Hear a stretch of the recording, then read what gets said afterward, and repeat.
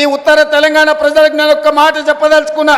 ఇది 2 శాసనసభ నియోజకవర్గాలకు సంబంధించిన అభివృద్ధి కాదు, మొత్తం ఉత్తర తెలంగాణకు సంబంధించిన ఆదిలాబాద్ కావచ్చు, ఖమ్మం కావచ్చు, కరీంనగర్ కావచ్చు, లేకపోతే వరంగల్ కావచ్చు, సగం నల్గొండ కావచ్చు. ఈ వరంగల్ ప్రాంతమే అత్యంత దగ్గరి ప్రాంతం. ఈడ జాతీయ స్థాయి ఎయిర్పోర్టు రావడం, జాతీయ స్థాయి పరిశ్రమలు రావడం, ఈ నగరంలో అండర్ గ్రౌండ్ డ్రైనేజ్ రావడం, కాకతీయ యూనివర్సిటీని అభివృద్ధి పదం వైపు నడిపిస్తే సగం తెలంగాణ అభివృద్ధి జరిగినట్టే. ఈ వరంగల్ అభివృద్ధి అనేది సగం తెలంగాణకు అభివృద్ధి చేసినట్టే అని భావించి ఈనాడు మా ప్రభుత్వం ఈ బాధ్యత తీసుకున్నది. ఇది పూర్తి చేసే వరకు నేను నిద్రపోను, మా అధికారులను మా మంత్రులను నిద్రపోనియనని మీకు నేను మాట ఇస్తున్నా. ఎందుకంటే నేను నిన్న మన మహారాష్ట్ర ఎన్నికల్లో పోయినా, ఎన్నికల్లో ఎక్కడ పోయినా ఎయిర్పోర్ట్లు ఉన్నాయి. నేను ముంబై పూణేనే అనుకున్నా, కానీ సోలాపూర్ పోయినా, నాందేడ్ పోయినా, ఎక్కడికి పోయినా ప్రతి 100-150 కిలోమీటర్లకు బస్సు డిపోలు ఉన్నట్టు మహారాష్ట్రలో ఎయిర్పోర్టులు ఉన్నాయి. మన పక్కలో ఉన్న ఆంధ్రప్రదేశ్లో విజయవాడలో ఉంది, అదేవిధంగా తిరుపతిలో ఉంది, కర్నూలులో ఉంది, కడపలో ఉంది, అదేవిధంగా విశాఖపట్నంలో ఉంది, రాజమండ్రిలో ఉంది. ఆంధ్రప్రదేశ్లో కూడా ఎన్నో ఎయిర్పోర్టులు ఉన్నాయి. ఈ రకంగా ఏ రాష్ట్రం తీసుకున్నా 5, 6, 10 ఎయిర్పోర్టులు ఉంటే తెలంగాణ రాష్ట్రంలో ఒకే ఒక్క ఎయిర్పోర్టు, అది హైదరాబాదు నగరంలో ఉంది.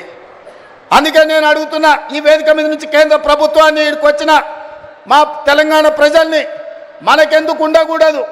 హైదరాబాదే కాదు, వరంగల్లో, కొత్తగూడెంలో, అదేవిధంగా రామగుండంలో, ఆదిలాబాద్లో మనం కూడా 4 ఎయిర్పోర్ట్లు కట్టుకొని ప్రపంచంతో పోటీ పడి పెట్టుబడులు తెచ్చి పరిశ్రమలను ముందుకు తీసుకెళ్ళి ఈ తెలంగాణను అభివృద్ధి పదం వైపు నడిపించే బాధ్యత ఇందిరమ్మ రాజ్యంలో ప్రజా ప్రభుత్వం తీసుకుంటుందని చెప్పి నేను ఈ సందర్భంగా చెప్పదలుచుకున్నా.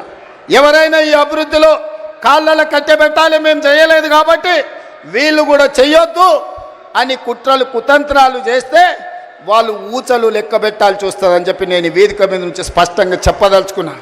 మీరు కుట్రలు చేయొచ్చు, మీరు కుతంత్రాలు చేయొచ్చు, అక్రమంగా సంపాదించిన సంపద పెట్టి కిరాయి మనుషులను తేవచ్చు. ఏమి చేసినా ఓ రోజు వెనుకో ఓ రోజు ముందో మీరు పన్నుతున్న కుట్రల్ని గుర్తిస్తాం, అందరిని బొక్కలో పెడతాం, ఊచలు లెక్క పెట్టిస్తా అని చెప్పి నేను ఈ వేదిక మీద నుంచి స్పష్టంగా చెప్పదలుచుకున్నా. ఇవాళ ఒకడొకడు మాట్లాడుతున్నాడు. ఒక ఆయన పెద్ద మనిషి మా వచ్చి అన్నాడు, 10 నెలలనే తెలంగాణ ప్రజలు ఏం కోల్పోయారో వాళ్ళకి తెలిసిందని. ఏం కోల్పోయినరా? మా ఆడబిడ్డలకి ఇవాళ స్వేచ్ఛ వచ్చింది 10 ఏళ్ళ తర్వాత. సంఘాలలో ముందుకు వచ్చిండ్రు. మేము ఇవాళ ఆడబిడ్డల్ని కోటీశ్వరులను చేయాలనుకున్నాం. దాదాపుగా ఈ సంవత్సరంలో 34,000 కోట్ల రూపాయలు సంఘాలకు సహకారం అందించాలని ఇవాళ మేము అనుకున్నాం. ఆడబిడ్డలకు అదాని అంబానీలకే పరిమితమైన సోలార్ పవర్ ప్రాజెక్టులు ఇవాళ మా ఆడబిడ్డలకు మహిళా సంఘాలకు ఇచ్చి వాళ్ళని పారిశ్రామికవేత్తలను చేసి కోటీశ్వరులను చేయాలనుకున్నాం. ఇవాళ ఇదే కాదు, మా ఆడబిడ్డలు అమ్మగారింటికి పోవాలన్నా, దైవ దర్శనానికి పోవాలన్నా ఇంటి ఆయనని అడిగితే దసరాకి అడిగితే దీపావళి అనేటోడు, దీపావళికి అడిగితే సంక్రాంతి అనేటోడు, సంక్రాంతికి అంటే ఉగాది అనేటోడు, ఉగాదికి అడిగితే ఈ సంవత్సరం ఎందుకులే అనేటోడు. కానీ ఇవాళ ఈడ వేలాది మంది మా ఆడబిడ్డలు వచ్చారు. అక్క ఎవరైనా బస్సు ఎక్కితే ఒక్క పైస ఎవరైనా అడుగుతుర్రా? ఇవాళ ఈ తెలంగాణ రాష్ట్రంలో 1,10,00,000 మంది ఆడబిడ్డలు 3,700 కోట్ల రూపాయలు 11 నెలల మా పొన్నం ప్రభాకర్ గారి మంత్రివర్గంలో ఆడబిడ్డలకు ఉచిత బస్సు ప్రయాణానికి ఖర్చు పెట్టి ఈరోజు మా ఆడబిడ్డలు స్వేచ్ఛగా ఇంటైన పనికి వచ్చే లోప అమ్మగారింటికి పోయి అమ్మని చూసి వెనక్కి వచ్చేటంత వెసులుబాటు ఈరోజు మన ప్రభుత్వంలో వచ్చింది.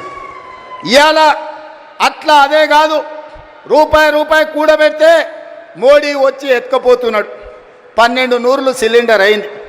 ఆయనలో సోనియమ్మ ఆడబిడ్డల కట్టెల పొయ్యి కష్టాలు, కన్నీళ్ళ పొగతో ఊపిరితిత్తుల్లో పోయి క్యాన్సర్ వచ్చి చచ్చిపోతుంటే ఆడబిడ్డలకు సిలిండర్ గ్యాస్ పోయి ఇచ్చి 400 రూపాయలకే సోనియమ్మ సిలిండర్ ఇచ్చింది.